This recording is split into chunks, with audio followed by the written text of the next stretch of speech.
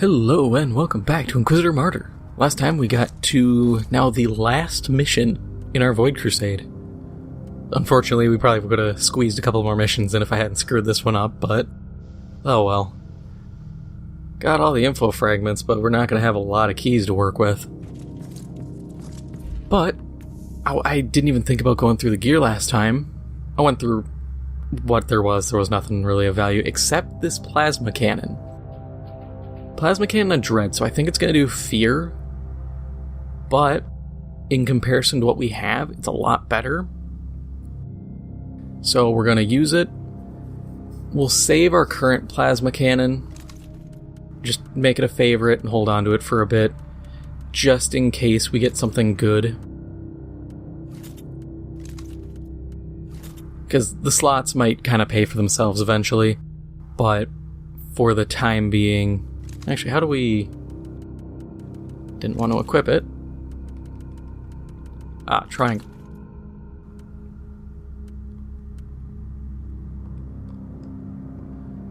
Wonky system, but we'll save it.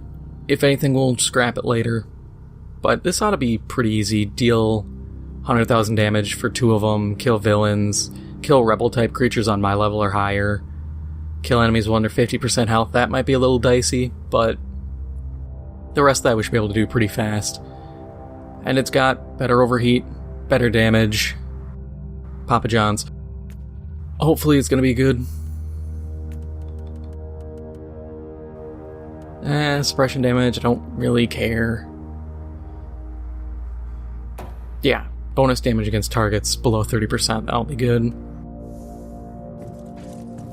But let's get into this final mission.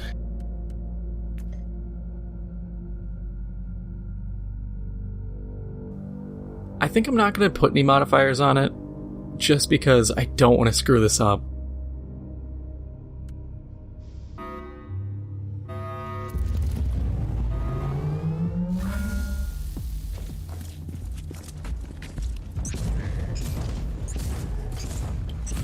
So last week, and actually this week as well, was the current cross-platform beta for the First Descendant, which I continually call the Last Descendant because how many games are you the first of anything? 9 times out of 10 your character's like the last resort.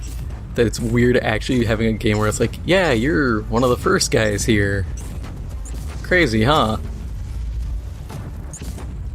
But so, I've been playing that a good amount. It's not bad. I would definitely, if I was going to describe it to someone like you guys, I'd say it's Destiny meets Warframe. You have the Destiny looting style without having to actually decode engrams. And then you have the weapon leveling and card mod system of Warframe, which I think is pretty good. I've seen a lot of people kind of complain, oh, why is it using these systems? And I'm thinking, because they're not bad. The card system, what I will say for the beta, the card system was a little bare bones. I feel like there's a lot more cards that could be added. But for the time being, they're acceptable. The weapons, they definitely need more weapons. I'm not an entire fan of how they're done because it's just leveled, so you can get the same. Let's just say there's a handgun called the jackknife. There isn't, but just for argument's sake here, you could find it and find a level 10 jackknife. Okay, it does a certain amount of damage, but then as you play, you'll find better gear, keep upgrading stuff. And eventually you could find a level 15 jackknife. And if they're purple, legendary, whatever name we want to give purples again, because everybody likes to be difficult and name them a different thing, they get different traits. But if a jackknife is blue, they will all eternally be blue. They'll only be rares, so you can't get an increased rarity version.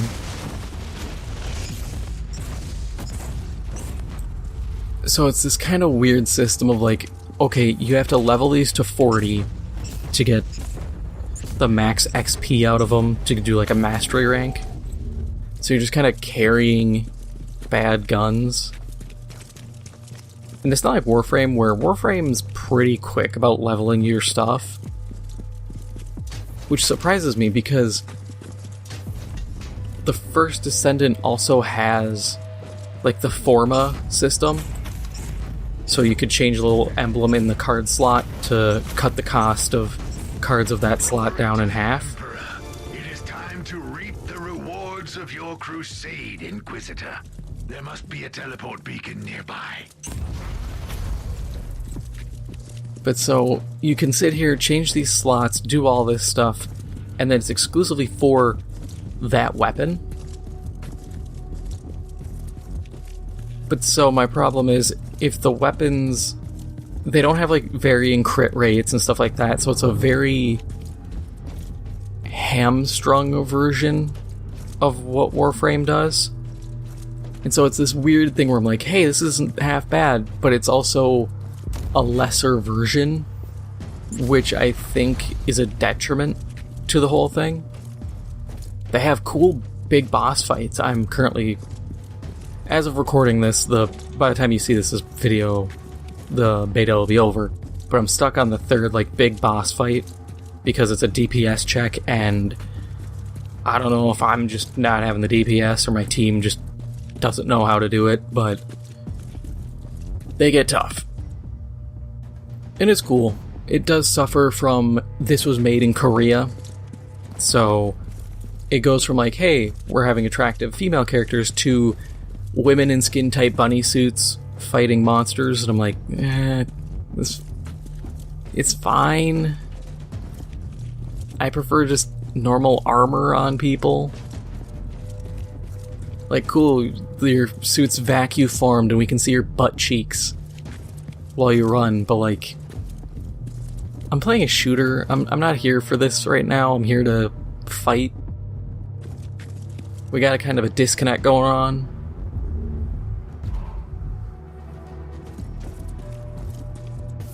It's weird. Ooh, Sentinel armor. That'll be good. Unknown, blueprints, archaeotech shards, void shards, ancient relics. I'm not feeling blueprints. I'm not feeling archaeotech shards. Tarot cards and void shards I'm not feeling either. Ancient relics I don't care for, because one of these is morality relics. And the thing is, I have 4 keys. So I can go all unknowns.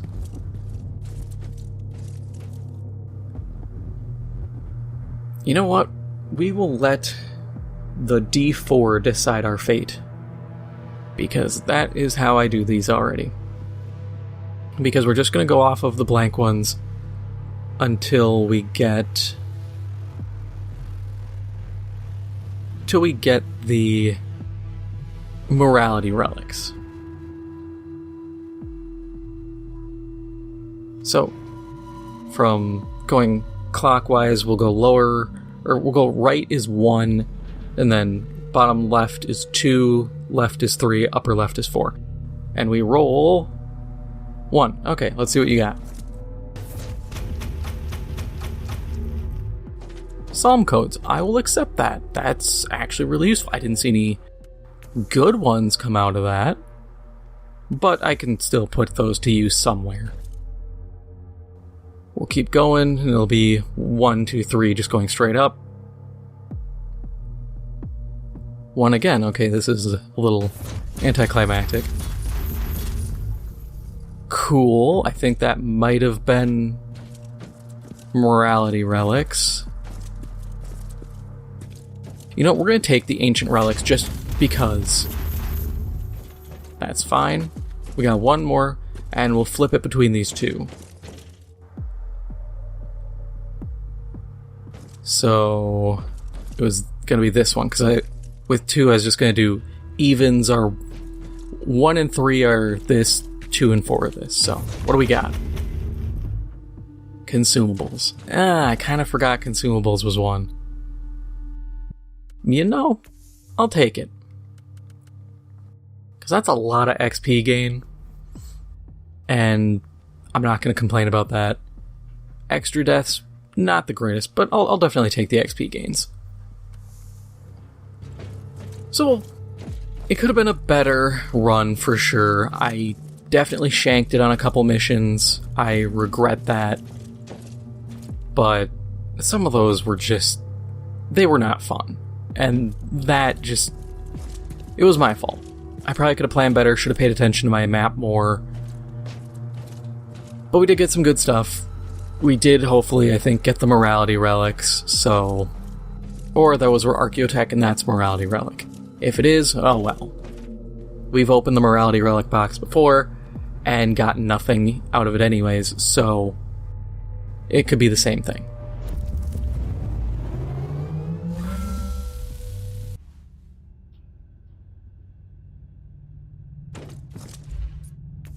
So let's just mulch the non-relic stuff just to get it out of the way. So what do we got? Sentinel armor. Yeah, I'm not really feeling it. The extra sockets are cool, but the effects just aren't that good. Great axe, that would be cool, but I'm not doing a melee build. That's completely pointless. And very, very, specific in how it works. Destruction's reach. Minus 20%. That's one of the... wait. Read along with me. Let's do some elementary school reading along here. Minus 20% damage bonus against enemies closer than 10 meters.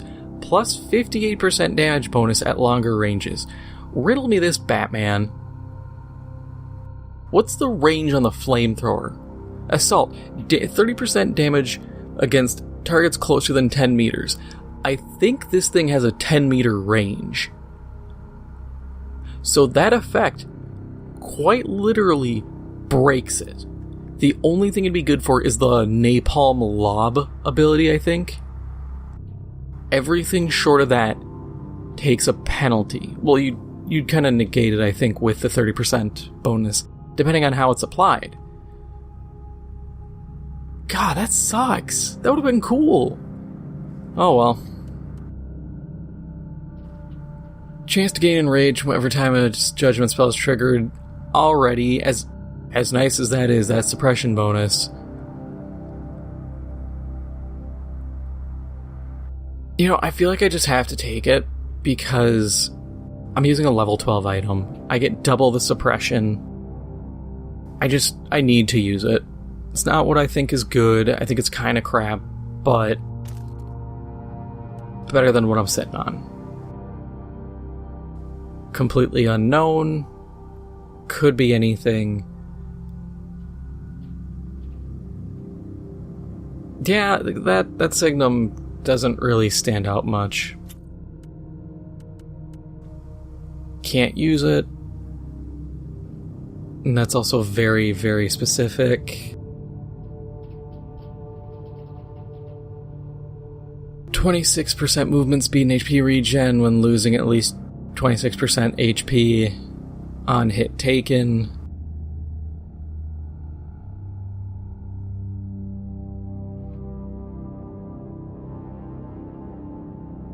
No, nah. I don't think the plasma gun's even a fleshbane weapon. Yeah, it's not even fleshbane, so that's kind of moot.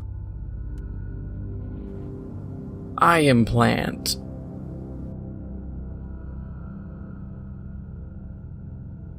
The damage reduction on enemies for every debuff is nice. But this gives us an extra effect. It's probably because it's of stride, I think it's a mobility thing. But we'll give it a whirl. If it sucks, that's my fault.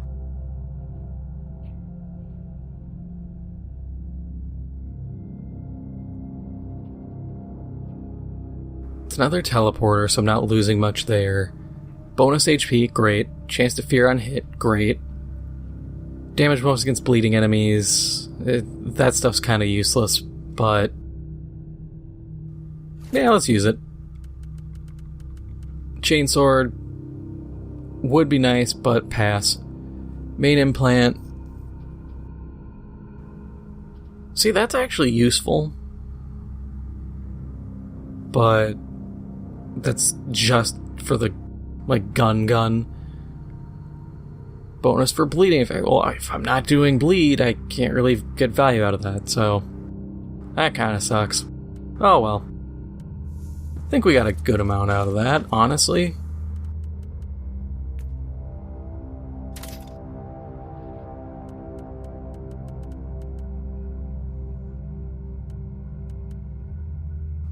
Can get rid of that, can get rid of that. Get rid of all of those, because they're not really paying for themselves. Oh yeah, I have that. We'll hold on to it a little longer. I might change my mind on it.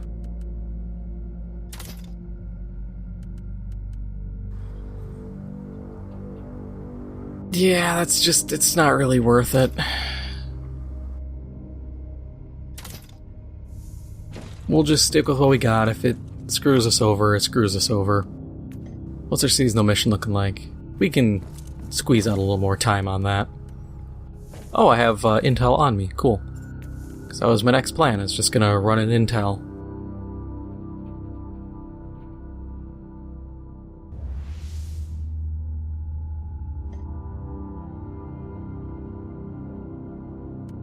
Yeah, that's gonna be interesting for sure, but heat resist? We're just gonna not do that then.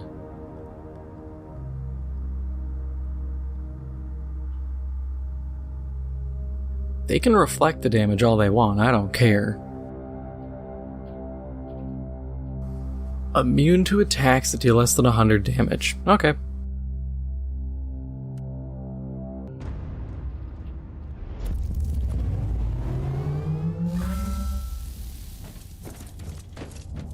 But yeah, First Descendant, it's got some cool ideas. The open world stuff needs a bit of work, because it just feels like you don't have a lot to do. You just kind of do like a couple super minor missions where it's like, hey, go here and kill a couple guys, then go there and kill a couple guys. Hey, it took you like 6 minutes, mission over, get out of here and go do another one. So they're not the most inspired, but I also understand they're not the focus of the game. The defense missions, definitely better than Destiny. The defense target can actually take damage, and they throw so many guys at you. It's obscene. It's funny, there's a character, Bunny, who would have guessed this, is wearing a bunny suit, skin tight, because, of course, but she's actually really good, like, stupidly powerful, because she can run around, she builds up a static charge, kind of like Volt in Warframe, except the whole thing is, she can then trigger an ability consuming some of the static, and it'll do electric pulses in an area, and it triggers based on how far you move. So if you move faster and further, you trigger it more frequently. So there's another ability where you just sprint for as long as you have normal, like, mana.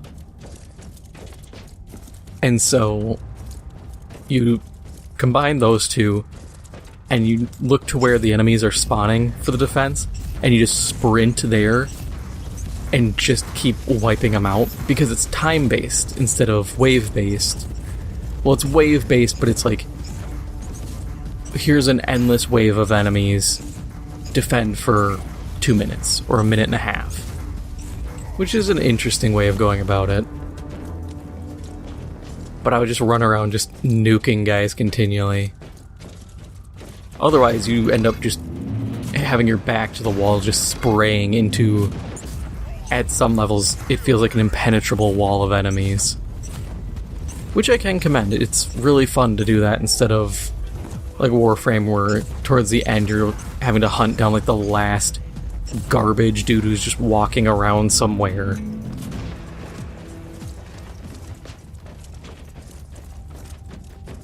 There's some definite good parts. The boss, because there's also two kinds of bosses. There's kind of just name dudes, who they have a kind of unique appearance, some special abilities, and then they have, like, you drain their health bar and they'll have a number of pips underneath, and when one, it's essentially how many full health bars they have. But when you drain a health bar, it triggers like an invulnerability phase. They get these shield orbs floating over them that you have to destroy, and then the next phase triggers. And it's not bad. Could it be better? Yeah. The thing I find probably the most interesting and funniest is I think they took the Destiny factions a little too literally in some of their designs. Because like the first area, the enemies are a lot like the Cabal in Destiny. You have kind of small, crappy guys with guns, so like the Scions. You have these like slave beasts who are just like almost naked guys who remind me of like the butchers, the dudes with the big machetes. You have like soulless or whatever they are, which are like these feral, almost zombie dudes, which are kind of like the war dogs in a way.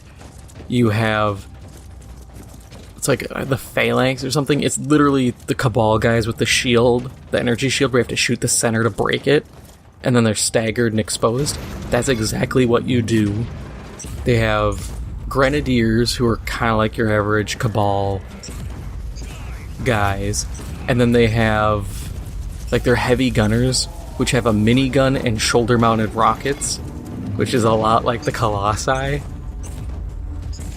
Then there's the like cyborg guys who don't really have they're not a direct kind of line to be drawn between them and Destiny at all. They're pretty cool though.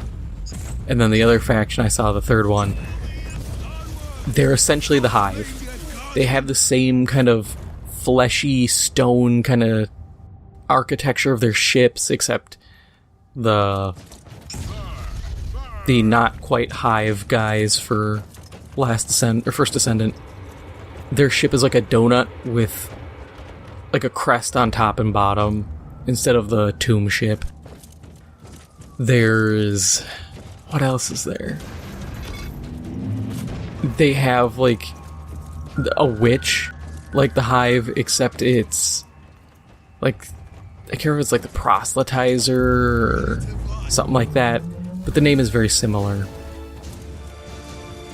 They have an enemy kind of like the ogre, who shoots a laser out of like his face.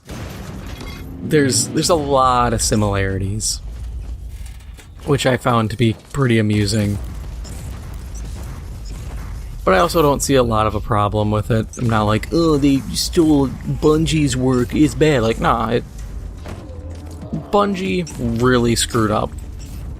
Genuinely, I think they screwed up when representing these factions, because they tried to make them all very uniform. And I think that was a problem.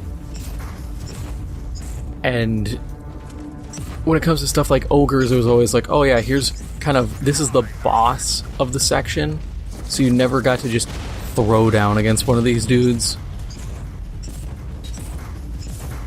But in First Descendant, they throw them at you like it's nothing. They've got snipers and all this stuff, and it's definitely cool. They're far better than Destiny's champion system, I'll tell you that too. They have different abilities per like faction. The not quite Hive guys have Legion invulnerability. So as long as the like guy having the ability is alive, all enemies near him become immune to damage. The Cabal guys can create a like fireball that lingers and creates just this bubble that deals damage. the Hive guys can do a poison 1. The Cabal guys also get a like invulnerability shield, and the cyborgs get it too. There's a lot of cool stuff, and there's speed, like speed shacklers, so they slow you down. There's HP drain or healed prevention. There's mana drainers. There's ones who can prevent you from using your abilities. It's a good framework, I will say that. It has a lot of potential. I don't know how much they're really going to capitalize on it. Hopefully this inspires someone else to do a better game, because realistically, the game is what I think Anthem should have been. The giant bosses, I love the giant bosses. They are cool. They have weak points you can blast off. They've got, like the first one, the Gravewalker. He's super low level, so he's easy to kill.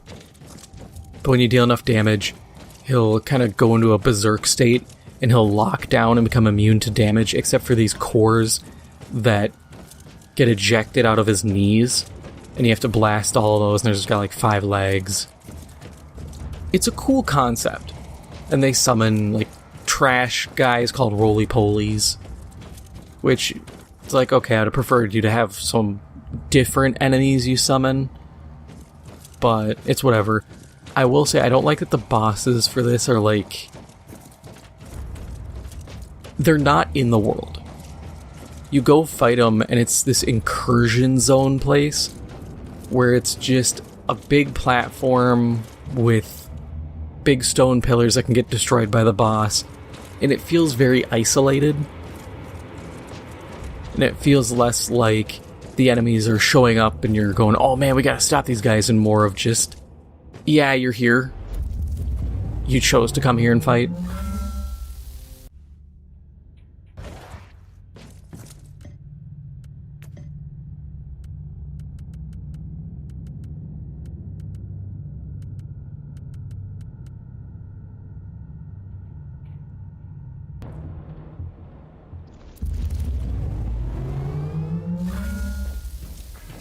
I wish the game had... If you played Defiance, which that already kind of dates the idea, because Defiance hasn't been a thing in years, and Defiance 2050 shut down super quick because the company was like, hey, we don't need to pay for good servers, everybody can lag their ass off, right? But one thing I loved about Defiance, and I wish they would have had it in First Descendant, is like Arc Falls, which were these big public events. There were 2 kinds. There were minor ones, which was like, hey, defend this little piece of Arc-Tech for a bit while a bunch of random junk guys attack you, and you're like, okay, cool. Get a little bit of loot, have fun, beepity-bop, done. The other ones were major Arc Falls, and these were server-wide events that they would warn people, and you'd have people just flying in, driving from everywhere to get involved in these fights, and they were enormous. I always did the Hellbug one, because you had this giant, like, beetle monster queen, and you'd attack her, and she'd summon a bunch of enemies, and had, like, support pillar things that would come up and fight, and it was really cool. And I'd run around reviving dudes, because you just see people get dropped left and right for standing in the zone for too long. But I get not including something like that in First Descendant, because one, you have stuff like that relies on a persistent open world. You know, you have to have a lot of people in the world at any time to do it, otherwise the event is dead. You can't have 3 people try it, because they'll just get killed, so you need more. And you essentially have to do what Destiny did, where every area in a world is separated with a load zone, and that this way you can always kind of force people into load zones or into like little sub-servers that have an event going on.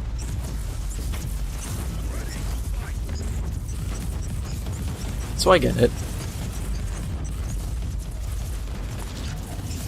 I just think those big bosses, they're too cool to be in just this generic void zone to fight. The idea is just way too awesome, and it needs to be something where you're like fighting in the ruins of... Because one of the areas, they have like these giant stone ruins of like a cathedral and all this stuff. And it'd be so cool to be throwing down in there. Oh, I just remember the game also has like exotic weapons. But because they have random stats, you don't find them, you build them. So you have to get the materials by doing like the defenses or the minor boss fight things. And then upon doing those, you get like a nebulous material, which, if you played Warframe, it's a relic. That's all it is. It's a relic, but only you get a reward. Which, it's fine. I liked relics in Warframe because as long as you brought one, you would get a reward, and you could always take something from someone else's if they got a better thing, and then they get rewarded for having people take the same item.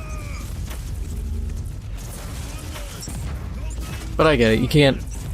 I mean, you can lift everything from another game, but it becomes harder and harder to deny that you lifted everything. And sometimes systems work better in their original game than lifted and moved elsewhere.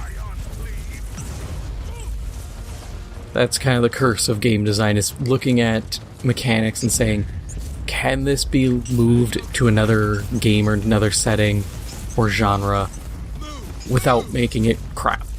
Or can we modify it to fit into this other genre? Always a struggle.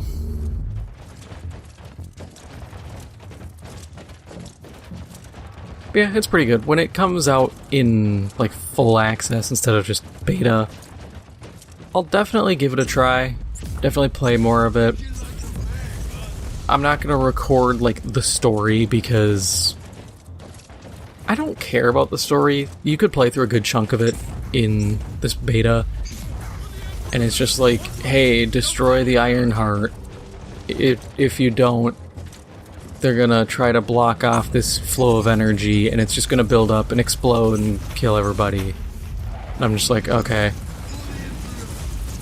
I don't care. It's such a bland story that it's like, I don't want to subject you guys to that.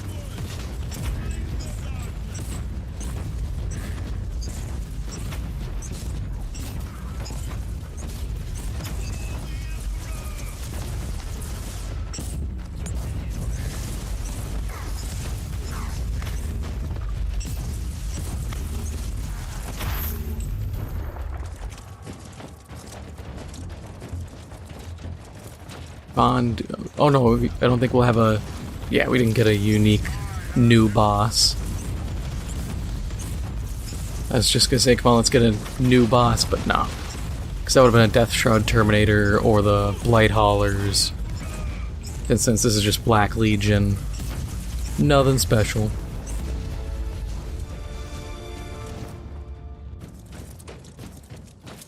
Cool, that's everything.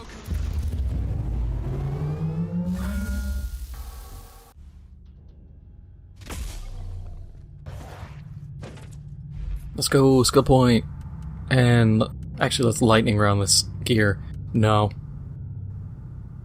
No.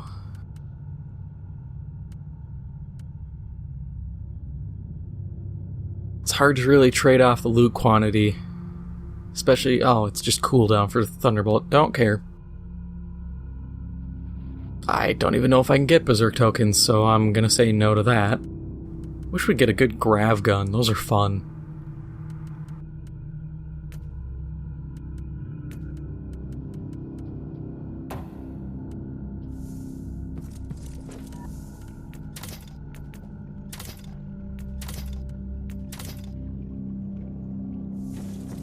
Alright, and that is all for now. If you enjoyed this episode, make sure to hit the like button. It helps out the channel a lot. And if you haven't already, make sure to hit the subscribe button. Thank you for watching, and I'll see you in the next one.